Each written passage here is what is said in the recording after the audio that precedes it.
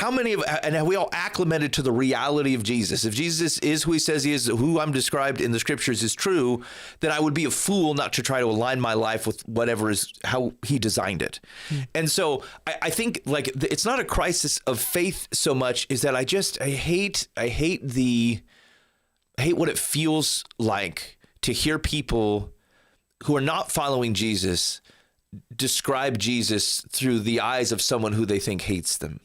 Yeah. And I hate that, and I hate it because it's wrong. Like I know it's wrong. We've met Jesus in this room. Like I know, I'm like, it's kind of like someone who just described your best friend and like just made him out to be a total ass. And you're like, no, he's not. Why are we saying these types of things? It doesn't mean that doesn't mean people's lives don't need to change. It doesn't mean my life does not continue to have to change to align with what God's good design is. But it's those types of things that give me pause, not because I don't trust what God says was true and good.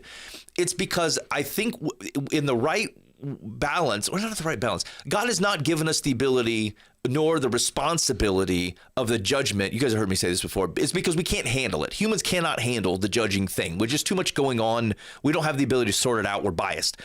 But we do have one key responsibility, which is to reflect the light of Jesus into the world, reality and truth of Jesus into the world. And God looks at everybody and goes, yes, I want you to be with me. And so that is how I look at everybody. That's how I'm built to look at everybody. Yeah. And so the faith crisis there isn't that I'm about to bail from Jesus, but like it just I feel so disassociated with some of the ways that people describe Jesus who I think are not following him, that it gives me pause and go like, I don't know how to approach this differently. And I don't want to be associated in some ways, back to our other conversation, with people who've made folks feel like that, even though they do need a reconciliation from Jesus. And there may be things like when I start following Jesus, I can't go, well, but it's in me to look at porn 3 times a week. I have to stop.